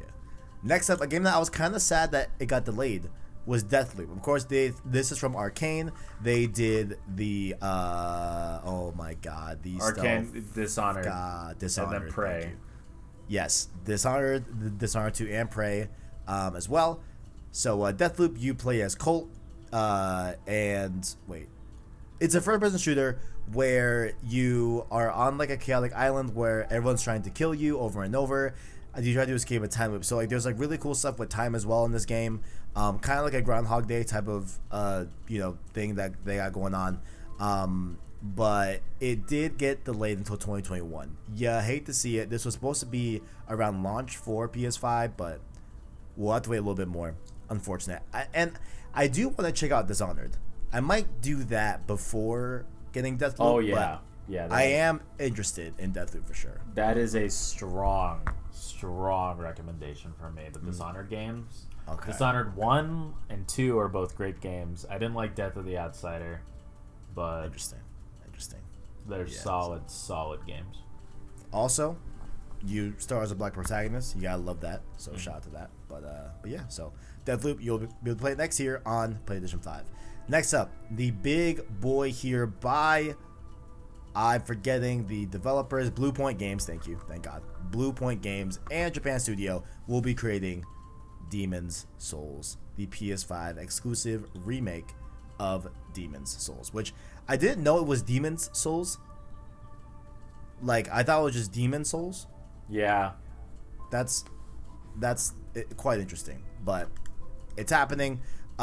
It was the first of the Dark Souls type of game. It was the first one that kind of pioneered that whole genre that we're seeing now in the modern age with like Sekiro and stuff like that. And Bloodborne, of course. So yeah, I know Christian's really excited for this. Me, not so much. You know, famously, I've been that much of a Souls fan, even though people are really want me to play Bloodborne and really get into that. So who knows? Maybe if I try Bloodborne again and get into it, maybe I get Demon Souls. We'll see. But yeah, I know this is gonna be a very big hit. Are you excited for Demon Souls? I am. I will be buying Demon Souls. You love to see it. You love to see it. Next up here, Destiny 2, of course, will be playable on PlayStation 5. The big thing that, oh my God, ArachKnight. Sometimes when I'm feeling really down, sometimes, right? When I'm just at work, bored or whatever, you know, we're just at the point where nothing's happening. I think about Destiny 60 fucking frames on PS5. Let's go. 60 frames, PS5. I cannot wait for it. It's doing the thing. It's coming out. I'm so excited. You know, I love Destiny. I can't wait to play it in all the frames on PS5. Can't wait. Do you have a history with Destiny? Nope. No. You were quiet, and I was like, oh man, I don't think he likes Destiny. I like Destiny. I honestly have never really given Destiny a fair shot. Now that it's free to play, I very well might, but I've already like filled my quota of like grind games, like Warframe. Totally understandable. Yeah. Warframe is a commitment. I have used my newfound free time to just grind out missions over and over and over. Like Eyes Up Guardian. That's a Destiny thing. I know you won't understand. But, wow. Okay. Damn. I know you know. I'm over here at the Cool Kids Club. Wow. You know. Wow, that's crazy. I'll be here. I don't care where I am as long as I'm not there. Oh man, I love Destiny. I can't wait. Well, let me check that real quick. Let me see that. Let's see how Destiny 2 is doing. I can't wait. But next up, of course, Destruction All Stars is being described as an eclectic mismatch of Twisted Metal and Fortnite. Destruction All Stars is the kind of bonkers multiplayer action that we can get on board with. Judging from the PS5 trailer, it appears to be that the battle starts with everyone inside a high-powered vehicle, and then the action transitions into a frantic free-for-all as you try to stop your driver from being run over. So it's an interesting concept. I don't know if I'll be picking up this, honestly, but might as well just note it there. Next up, Dirt 5. It is the 5th installment, of course, of the Dirt series. It is also coming on PS4 as well, so it'd be kind of like a cross-generation game. What's interesting is that the story mode will have voice acting in the likes of Nolan North and Troy Baker, which is interesting because like a very random game to be in, but all right, sounds cool. So yeah, it's a off-road racing game. You know what I'm saying? Think like dirt rally, stuff like that. So pretty cool right there if you like that. ArachKnight, it's your time, buddy. This is it. This is your moment. Doom Eternal is coming to PlayStation 5. Publisher, of course, Bethesda confirmed, and the publisher says that the players who own the game will be able to upgrade for free with the new version comes available. The PS4 version is also intended to be the backwards compatible at launch. However, the upgrade will be provided. Wasn't detailed. So you love this game. Yeah, so I think this one might have a delayed like upgrade update maybe, but Doom Eternal's coming. Did you get to see the Doom Eternal DLC? Of course I did. How you feeling about it? I am ready to go. I am waiting impatiently for more Doom. I'm waiting for it to be installed. I have the deluxe edition, so I have the season pass. Nice. So I will the game as soon as that DLC is ready to be installed, it will be installed. I'm playing like all of the DLCs of games that I liked. I'm playing on PS5, so this will be also included in that. I can't wait to play it. I love Doom Eternal. I think the gameplay is such a fun, high pace. We talked about it tons and tons on the channel. Oh yeah. So ever since I hopped on board, there's more Doom. There is more Doom, and honestly, more Doom is not a bad thing. Definitely not a bad thing. Next up, Dustborn by Red Thread Games. It's a single-player, story-driven action-adventure that sees you leading a band of misfits across a divided USA on a mission to transfer a package. You'll be able to get your hand... Wow, that sounds like Death Stranding, honestly. Wow. Yeah, that's a no from me. You'll be able to get your hands on the game when it releases for PS5 and PS4 in 2021. So, this one's really cool because, like, it looks... So, like, I know I said Death Stranding, but honestly, when you look at the trailer, if I remember correctly, it seems like it has more of like a Life is Strange vibe to it, in terms of like being like a story-driven game, and it seems like there's gonna be really cool dynamics with the characters that you are traveling with. So I'll definitely keep my eye on it. If it gets really good reviews, I'll check it out. But it's there, so cool to see that. Of course, the critically acclaimed Dying Light 2 will be coming to PS5, as Techland, the developer, confirms. They say, quote, Techland always has an eye on the latest new toys. To be more specific, yes, the plan since the beginning of production has been to make Dying Light 2 a cross-generational title. So, of course, this game is still not out yet. They've had a lot of hiccups with this game and everything. So this will be coming to all consoles, PS4, PS5, Series X, Xbox One, all the good stuff. So, yeah. I have yet to try out Dying Light. I know it's really good. It's fun. It's a good time. Yeah. So I've heard, definitely. So I'll keep my eye on it. I don't know what you want to do. I'm totally cool going through each game one by one, but it is a very long list. It is a long list, so let's not try to pick with the pace. You know what? How about this? Let's just talk about the games that pop out to us, and then we can link the article in the description, and then we'd like to hear from you guys. To see, I know the main ones that a lot of people are talking about are Gotham Knights and Ghostwire Tokyo, and how about this? I'll read every game, right? I'll read every game, not the description. If we if we say, hey, let's stop and talk about this game, then I'll read the description and all that, and we'll talk about it a little bit more. Sound good? Yeah. Elder Scrolls Online is there. It's there. Free upgrade to PS5, all the good stuff. Far Cry 6. How you feel about this one? This one's also coming to PS5, of course. We have the oh my god, I always forget the actor's name. Giancarlo Esposito. Esposito. Yeah. So we'll be doing that.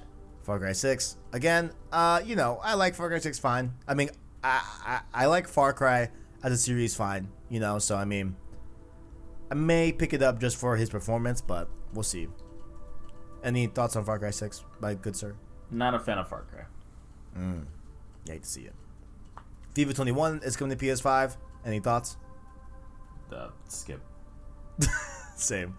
Fortnite, of course. Come on now. Of course they're coming to PS5, but The one thing that I didn't want to know about Fortnite is that they will be migrating to the Unreal 5 engine as well upon next gen. Whoa. They said around like mid 2021, so that's pretty cool to note. You know what I'm saying? That's gonna be interesting to see what happens and what changes with them transitioning to Unreal Engine 5, but we'll keep it going. Ghostwire Tokyo, of course, by Tango Gameworks. You know what I'm saying? We saw a little bit more gameplay of this, I believe, at State of Play. I think the last time we saw that. So, pretty good stuff right there. Any thoughts on this game, good sir? Not particularly. All right, here we go. Godfall. This game, I can't fucking stand this game low key. Like, I don't, man. It's either they show too much of this game or too little of the game. You know what I'm saying? And it's like, I don't know how I feel about this game. I kind of just, I don't think there's a single Gearbox game that I've liked.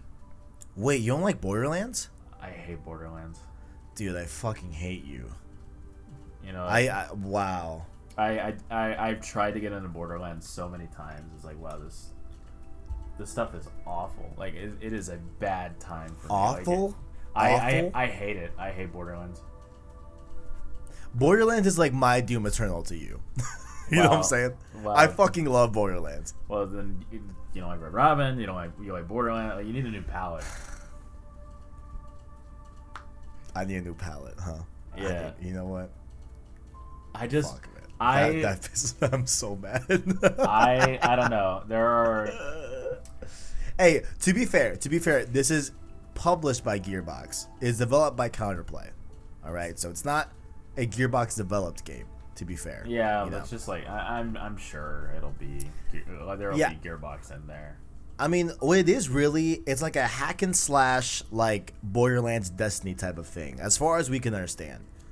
So it's like a hack and slash, like looter type of beat 'em up type game. It is a game I will be skipping. It is a hard skip. I hope that this is just a PS Plus game. You know. Yeah. Because then I at least check it out. And what's horrible is that on paper, this game should be free to play, but it's not. So yeah, no. Even if you gave me like a review code, I probably wouldn't play it. It just looks so boring. I feel you. Gods and Monsters, coming out from Ubisoft, is coming out seemingly in 2020. 2021. Excuse me. Around March 2021 is what the rumor is. This game looks really cool for a lot of reasons. I love the art style, but also because the team that made Assassin's Creed Odyssey are making this game. So that's why I'm really looking forward to Gods and Monsters. A new IP from Ubisoft doesn't happen a lot, so really cool to see that. But I know you said you weren't into the RPG Assassin's Creed titles and stuff like that, so not sure if this is tickling your fancy, but not particularly. It is tickling mine. Goodbye Volcano High. Essentially, it's like Life is Strange, but really cool art style. It looks like hand drawn, like in terms of like cell shaded kind of deal. Yeah. Like it looks really cool. Essentially, it's like the final days of the dinosaurs before the meteor takes them all out. So like it's gonna be like a really cool, I think, like narrative that I'm honestly interested in this game. Like it looks, you know, here or there, but I think it might be really cool. So as a fan of Life is Strange, I might check this out, but we'll see. I'm sure you have some thoughts on this, my boy. Gotham Knights, the successors to the Arkham series, you know what I'm saying? Of course, made by WB Games. This is, for some reason, not connected to the Arkham line of timeline, which is weird. But you'll be playing as Batgirl, Nightwing, Red Hood, and Robin in a single-player or two-player co-op type of experience in the game. Essentially what it is, it's like Arkham combat with an RPG type of flair to it. Do you have any thoughts on Gotham Knights? It looks kind of mid. Wow, I thought it looked pretty okay. I honestly wasn't very impressed. Oh man, no, it. So while we were watching the stream, like I was a little bit like, oh man, like I see numbers, like I don't know, like is it gonna be like this, you know, really weird thing? But when they've clarified that hey, it's gonna be an RPG, you can play it by yourself, Think of it like that. It's not like a games of service type of Destiny type thing. I got way more excited for it as well. So I thought overall it looked good. Well, it was just the gameplay that I wasn't really even concerned about the RPG elements as much as just what I saw didn't look that fun. I will still buy it. I'm still gonna buy it. Yeah. But it just, I don't know. I wasn't a huge fan of the Arkham Origins gameplay, and I was trying to be a 1-to-1 to the Arkham series. Mm-hmm. So if you throw in, I don't like the teleporting, I don't know what they're going to do with the story. That's not a complaint. That's just a curiosity. Right. But the teleporting, I think, it's such a small detail, but it's just something I don't enjoy. It's just, I don't like the designs for Red Hood and Tim for Robin. Right. Okay. It looks kind of I don't know. I'm gonna reserve judgment, but for my first impressions, it looks very mid. Interesting. Okay. I'll definitely pick it up. You said you will. Perhaps I'll be your Batgirl, and you could be, Yeah, I'm probably whoever. If none of them have capes except for Robin, so if I can't glide around, if it's either Robin or don't glide around, then I'm just not gonna glide. But the motorcycles. True. Those are pretty cool. I just don't want too much motorcycle. Arkham Knight had too much Batmobile. I just replayed it. It has a lot of Batmobile. Yeah. I didn't think it was that much, but moving on. Here, I'm gonna go grab a drink. We've been talking for an hour and a half. Yeah. No, go ahead. Go grab a drink. I'm gonna run through some games now, just whatever. Okay. Gothic as well is coming. Is gonna be a remaster. Apparently, this is a remake from a 2001 cult classic. So pretty cool right there. It's being developed by THQ Nordic. So if you know that series, then get hyped. I personally don't. So really cool to see that. Gran Turismo 7, of course, is coming as a PS5 exclusive, of course, continuing on the Gran Turismo game. So that one is, of course, coming as well. Anyone could have predicted that. Grand Theft Auto 5 will be enhanced for the PS5, and they didn't say that it's going to be a free upgrade. So I think, in Rockstar fashion, we will be paying for it again, which is neither here or there. You know what I'm saying? Yeah, it's coming out in 2021 at some point, as well as the GTA Online portion, I believe, as well. So pretty cool to see that right there, that they are continuing on the GTA 5, pandemonium and stuff like that. So pretty cool to see that. Me and Christian love this game here called Haven. It is a relaxing co-op adventure game where you play as a couple and stuff like that. You're roaming through this open world and everything. And it looks really, really neat. It looks really, really, really stylish. A lot of cool colors and everything. So definitely looking out for that. Another game here called Heavenly Bodies. It's going to be some sort of zero gravity type of experience where you'll need to use the left and right triggers and analog sticks to move your astronaut's arms and legs, and kick with R1 and L1 as you attempt to keep a space station operational. Oh, okay, cool. All right. That seems pretty cool. All right, cool. I like that. Of course, Hitman 3 is coming to PS5. Cannot wait for this one. After playing the first Hitman, definitely enjoyed it. Still got to play Hitman 2, but I'm now a fan of Hitman for sure. You'll be playing it on January 2021. This will include all of the past levels from the previous Hitmans from this generation from IO Interactive. So you will be able to play through all of Hitman 1 and 2 and stuff like that, and Hitman 3. Not only that, but they'll be all in VR as well. So pretty cool to see that you'll be able to play VR, Hitman, and do all that good stuff as well. This next game is being developed by Sumo Digital and was unveiled at the latest State of Play. It's called Hood, Outlaws, and Legends. Looks like you'll be playing this third-person medieval action game that features PvPvE gameplay, possibly making it a bit like Hunt the Showdown, if you guys know that game. So it looks like it's going to be set for release in 2021. It looks pretty cool, so, it is what it is. I can't tell if ArachKnight's back. Are you back, ArachKnight? No, he's not. Okay, it's fine. He was going to get a drink. It's all good. Next up, Horizon Forbidden West. PS5 exclusive. I cannot wait for this sequel. Of course, I love Horizon Zero Dawn. So, returning back to the story of Aloy and seeing how the world has evolved and stuff like that is going to be really, really cool. We are going out west and seeing what has happened to the American West. You know what I'm saying? Can't wait. We've seen locations of like San Francisco and Vegas and stuff like that, so I can't wait to see what it looks like in the full game. This is of course coming to PS5, and it is of course being developed by Guerrilla Games. Cannot wait for that sequel. Big fan of Horizon Zero Dawn. Cannot wait to see what happens in Horizon Forbidden West. Jet the Far Shore didn't blow me away, but it is going to be a game that follows a scout named Jet who descends from a massive starship to explore a mythic ocean planet and discover the source of an interstellar transmission. But yeah, so that's that. It looks interesting. Don't know if I'll pick it up, but it does look pretty cool. Next up, this game surprised me a lot, right? Kena Bridge of Spirits. This was released during the PS5 reveal.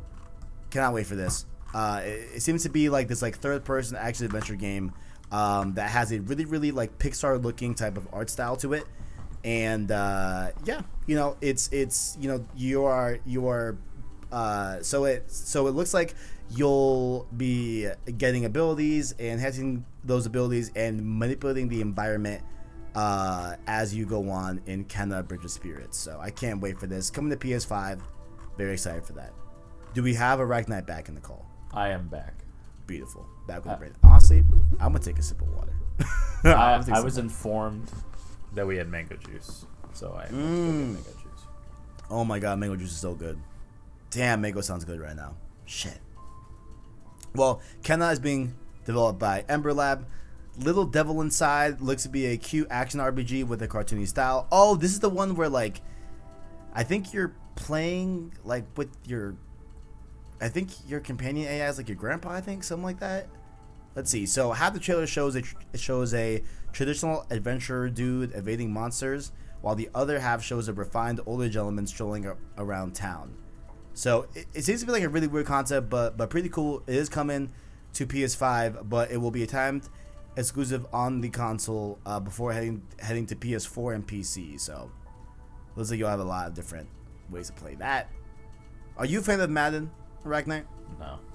Well, me neither. You play Madden 21 on PS5 this year. Yeah, sports games just no. Nah, it is what it is. No. Marvel's Avengers. I know ArachKnight, you know, is loving this game. Oh yeah. You know, I was excited for this game. Played the beta. Now I'm less excited. It is coming out this week, so it's coming up. Yeah. But yep, Marvel Avengers is releasing. It will be coming to PS5 and Series X with an upgrade, and yeah. So there's that. Pretty cool. If I'm gonna play it, I'll probably play it on PS5. I'm not sure, but we will see how that goes. But Marvel Avengers, pretty cool right there. The big boy, baby. Marvel's Spider-Man Miles Morales. The console seller. Yeah. Can't fucking wait, man. It's going to be a sequel, not the full sequel, but a sequel to Spider-Man PS4. You are playing as, of course, Miles Morales. It will be more of a Lost Legacy type of game. We need to find a term for this game. Like type of game. You know what I'm saying? The Lost Legacies of the world. You know? The now Miles Morales is of the world. You know, this like not like 1.5 type of game. Gotta figure it out. But that is coming over here to PS5, and it looks like it'll be a launch title, as far as we know. Very excited for this game. Cannot wait. And of course, Road to Miles Morales is a thing that will be happening. That will be going down. You know what I'm saying? Next up, we have this game called Maquette. First person puzzle game, is reminiscent of The Witness, so pretty cool right there. Coming to PS5. Metal Hellsinger, also coming. Oh, this is the one that looks like Doom. Have you seen this? A little bit. It's like a rhythm Doom game, but like it literally looks like Doom. It's weird. If I just need to hear the word like Doom-esque, and it will be in my cart. Yeah, I think you should check that out. Yeah. Check out Metal Hellsinger because it looks a lot like Doom. It's really, really weird. So definitely check that out. Coming to PS5. NBA 2K21 as well, coming to PS5. You can play that if you like NBA 2K. Observer System Redux. It's by a team called Blooper Team. and it looks like has revealed that it is remastering the sci-fi horror for PS5. So, I guess this was a previous title that is being remastered for PS5. Mixing graphics, new story content, holiday 2020. Pretty cool right there. Are you a fan of Oddworld? I forget. No. Okay. Oddworld Soulstorm is coming to PS5 as well. If you're a fan of that, you can experience that on PS5. Outriders, this new co-op shooter developed by People Can Fly, coming out this year, holiday 2020, for PS5 and Series X. It's like this weird game that I thought looked really cool, but as you know, there have been more stuff coming. It just looks like it'll be a game that will probably not hit with a lot of people, but it is what it is. Supposed to be a co-op RPG shooter, and so there's that. Have you played Overcooked? I have. Did you know that you can get Overcooked and Overcooked 2 on next gen with this game called Overcooked All You Can Eat for PS5, which includes all the DLC in 4K 60. I have Overcooked on my computer, so that's not much of a jump for me. Well, look at this PC guy. Look at this PC guy. Damn. Well, I've been wanting to play Overcooked, but It's okay. It's better with friends. I have no one to play it with because I'm single as fuck. But but you know, looks cool. It looks cool. Perhaps we can play it one day. Are you down? Yeah, I'm done. We can make a pizza, whatever. Who cares? Yeah. Paradise Lost is another game by All In Games. Looks like it's a first-person adventure about a young boy who finds a Nazi bunker while exploring a post-apocalyptic Polish wasteland, and aims to uncover the truth behind the nuclear attack which devastated his homeland 20 years prior. Wow. That's not where I thought the game was going to go, but cool. The Pathless. I'm looking for this one. By the creators of Abzu. It's an adventure game that it looks like it borrows some stuff or like inspiration from like Breath of the Wild, low-key. It's essentially like this game where you take on the role of a hunter tasked with cleansing an island of its curse. So that one I'm actually looking forward to. I'm excited. I like the color palette of it. Big fan. Planet Coaster Console Edition. You can, make a theme park, have fun. PS5. Yeah. Good stuff. Pragmata. Did you remember this game during the PS5 reveal? It was showing the last game I think they showed by Capcom. New IP. It was a dude like in like a spacesuit with a little girl and stuff like that. Honestly, like I kind of like tuned out at the end of all that. I feel that. It looks interesting though. That one looks. I'll keep my eye on it, but it's gonna be out 2022, so it's far way out. So we won't see that for a while. Project Athia was this game that was shown by Square Enix. Apparently, it's a new IP, even though a lot of people think that it's a Final Fantasy game based off of some landmarks in the background and stuff like that. It's supposed to be like a really, really massive world that's going to have a lot of fantasy in it. Gary Whitta, the writer of Rogue One, will be writing for this game, so pretty cool stuff right there. If you want that, you can play that. Quantum Error Cosmic Shooter is supposed to be like a horror game where you're playing as a firefighter, first person, and it looks really bad, actually. Yeah. It looks really bad, so that's coming out in 2021. You hate to see it. On both PS4 and PS5. Yep, you do hate to see it. So, Rainbow Six Quarantine is still coming out.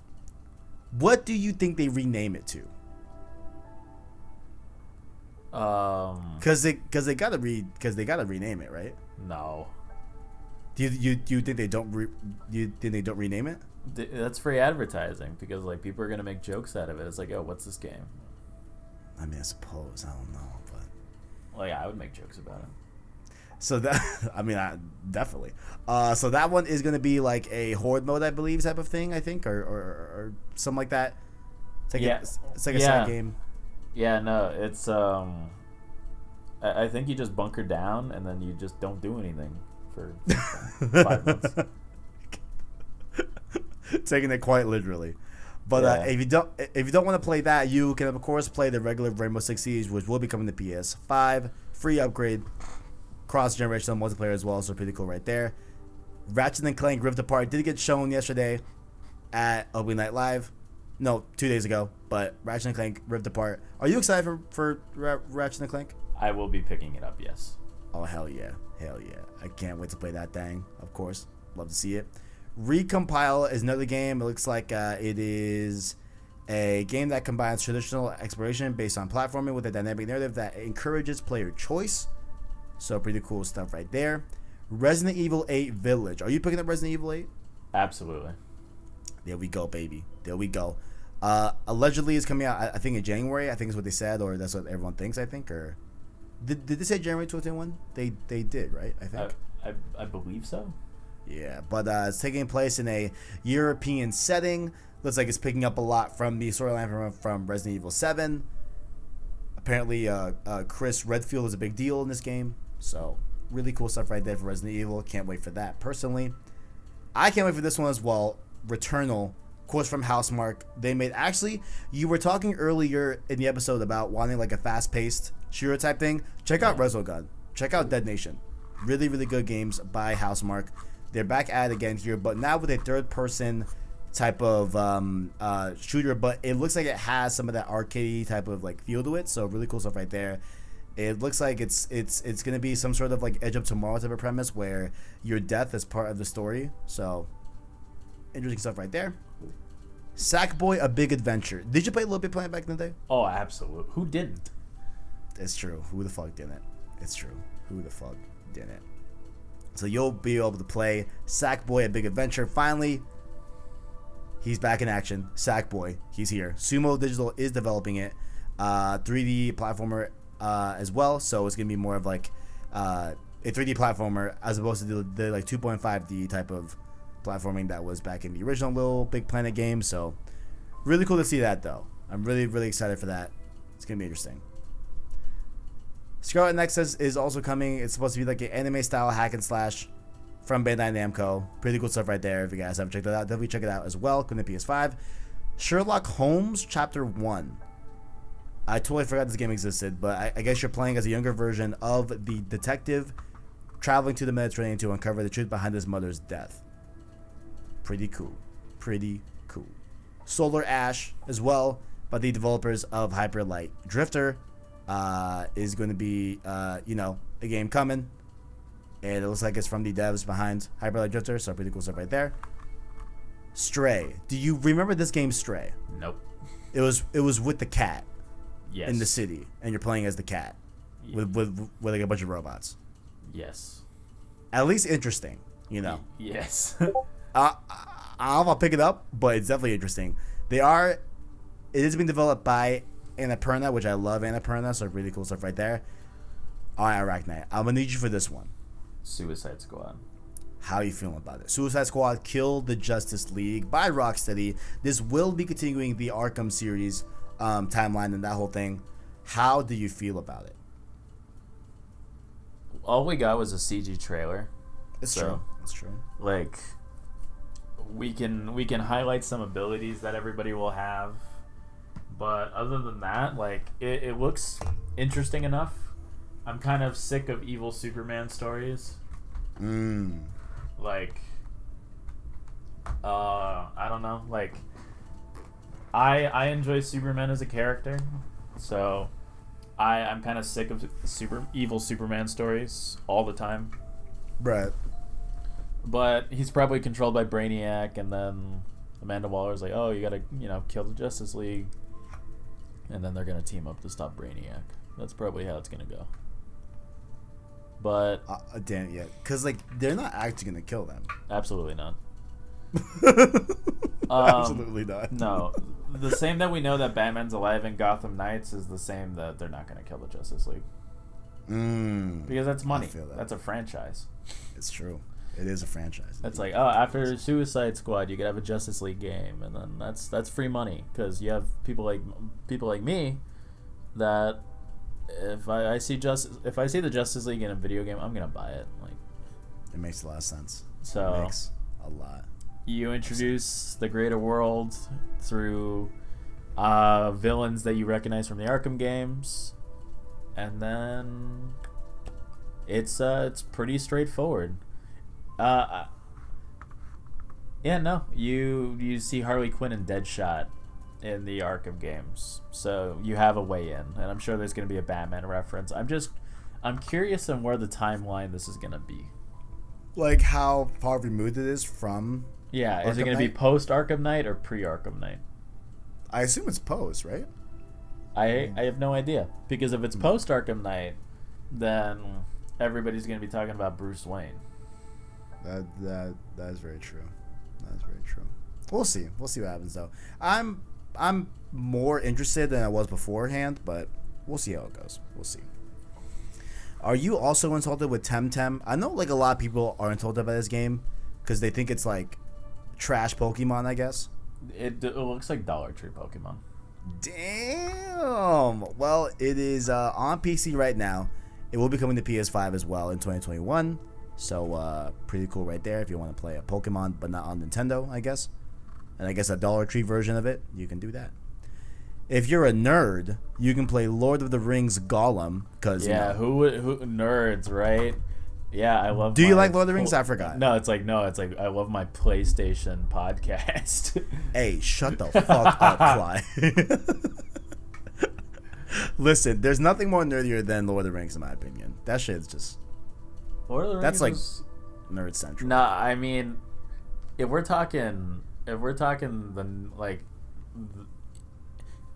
D&D is synonymous with Lord of the Rings. No, D&D is synonymous with being a fucking nerd. Lord of the Rings and D&D go like hand in hand, right? No, like, don't they have that playing in the background while they're playing D&D? Like probably, but exactly. Yeah, no, like probably. Yeah, but it's just like D&D is like when you think nerd, you think D&D or Magic the Gathering or like other things like that. Yeah, I mean, it's like I don't know, like I've never been super into Lord of the Rings. I saw the movies. I think it's pretty cool, but I have a few friends that are really into it, so they're definitely going to be checking this out. I'll probably I might take a look at it. I'm not sure, but nothing wrong with Lord of the Rings. In case you're wondering, Gollum is an action-adventure game that focuses on the ring-obsessed creature. Is he the bald dude with like the big eyes and like really weird walking? Yeah, he's in the logo. Oh, there he is. Look at that little guy. Look at him, little ugly fuck. Well, damn. You can. I'm too harsh on Lord of the Rings. Honestly, I'm harsh on Lord of the Rings and Harry Potter because I think they're both just stupid. You just completely you just dunked. It's like, oh yeah, if you're a fucking loser nerd, here's Lord of the Rings for you. Moving on. It's like, damn. It's like literally for the last 2 hours we have been talking about just straight video games, and you're gonna sit here, look at me, and tell me that this isn't some nerd shit too. I mean, at least as a nerd, I can point to a different category that's much more nerdier than what I'm talking about. Dude, have you ever seen the meme of like where the bully is pushing like a nerd into a locker? It's like people who watch anime, and the bully has the captions like me who also watches anime. I mean, that's you right now. You're not entirely wrong, right? But it's like nerds, me who is also a nerd. Like, you're not entirely wrong, but I do like giving shit to people that like Lord of the Rings. I do enjoy that, completely not serious, but like. Yeah, no, it's all in good fun. I mean, the last thing I'll say is that look, I am a Star Wars stan, right? Damn. And I still find Lord of the Rings more nerdy than Star Wars. I rest my case. Fair enough. Unknown 9 Awakening was a brand new game that was shown at Gamescom Opening Night Live. This one's really cool because it's going to star a young girl named Haroon, who I believe it takes place in India, and she's trying to figure out and understand her mystery with her supernatural abilities. So like it seemed like she could like freeze time and like move and then like press play like imagine if like life was like a DVR. She like paused, got up from like getting her ass beat, and then pressed play again, and everyone's like, wait, how did you do that? So that's happening, coming to PS5 and PC, so pretty cool to see right there. Vampire the Masquerade Bloodlines 2 did get delayed until next year, I believe, if I remember correctly, but yeah, the second installment in the Vampire the Masquerade Bloodlines series. So yeah, no, that I'm looking forward to that. Really? Okay. I'm not. I did not know that you had a history with that. So pretty cool to see that. Mm-hmm. Indeed. Game that you've been playing a lot, Warframe, is coming to PS5. I mean, it's already on my computer. It's already on my computer. Probably play it on PC, but 144 frames, 4K. I'll stay where I am. Damn. You hear this fucker, man? It's like he's not even a PlayStation fan. I hate to see it. Dude. I hate to see it. I'm playing. Bro. Oh, man.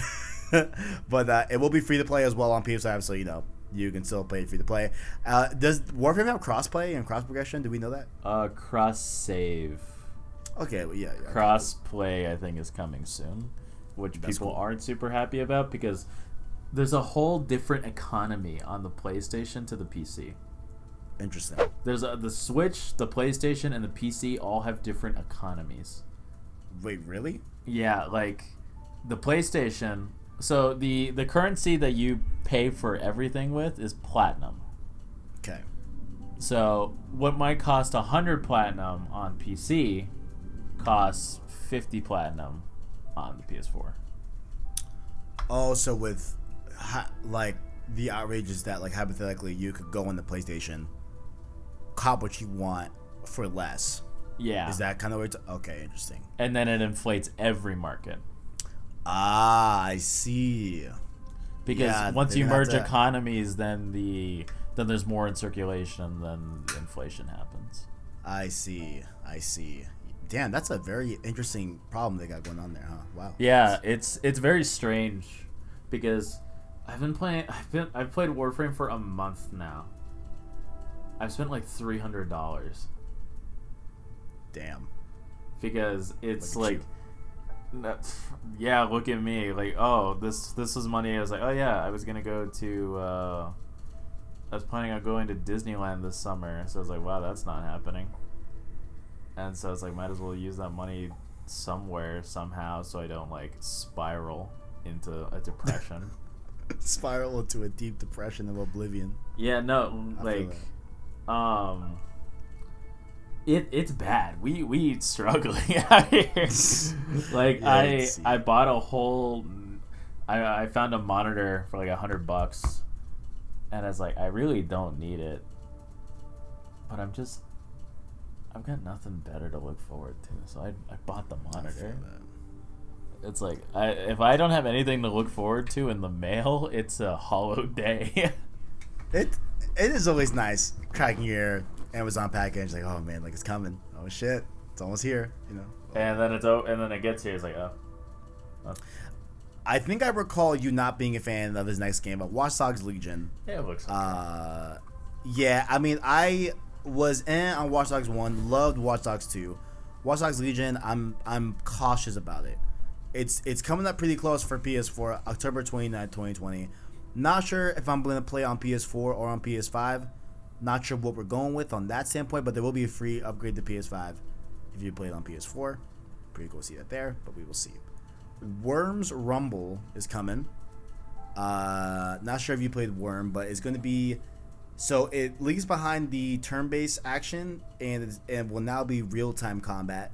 It looks like it's like a arena-based type of shooter type thing. It will support cross-platform multiplayer for up to 32 players. So pretty cool right there. Don't know if you're a fan of Worms, but yeah, Worms is fun. I played a lot with my friends, like on the older games. I see. And we've reached the end of the list. Damn, it's a long ass fucking list. Holy shit. WRC 9. It's gonna be a worldwide championship game coming to Xbox Series X and PS5. It's a racing title. It is what it is. Not really much to write home about. Yeah. There are some honorable mentions that they think that will be coming to PS5 as well, which these are pretty much like a given. Death Stranding, Final Fantasy VII Remake, of course.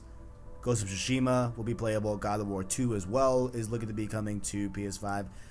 GTA 6, Starfield, Elder Scrolls 6, Last of Us Part 2, and yeah. So that's that.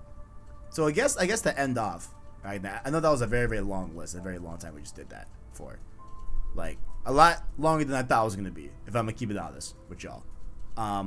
What is the one game that you're really excited for Miles heading Morales. into PS5? Damn, there you go. Come on. I mean, like, I am. If not me, then Christian. But I would like to argue that I am like the Spider-Man fan in this group. Oh shit. Yeah, no, I am very excited for Miles Morales. I'm so excited, man. I'm so excited. That and honestly, Ratchet and Clank as well. Yeah, Ratchet and Clank looks like a lot of fun. Spider-Man is definitely a lot of fun. Like God of War 2 as well, of course. Yeah, like just announce it, please. God, I can't wait for that trailer, bro. Five Nights remake as well, too. Oh yeah, you know, Give me that. I need more Aerith. I need more Tifa. Yeah, well, that's fine. You can have her. I'm happy for you. I will not be shedding any tears. You can have her. She's great. She's lovely. She's always. I'm now seeing that in the original game they really played up as like it's supposed to be Cloud and Aerith, and I'm yeah.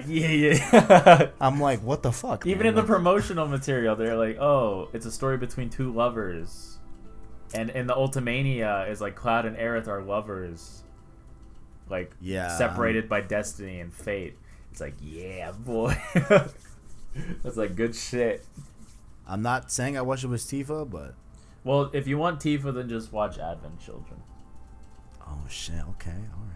Yeah. Well, wait, is that after 5x7? Yeah, that's okay, that's 2 years I think after FF7.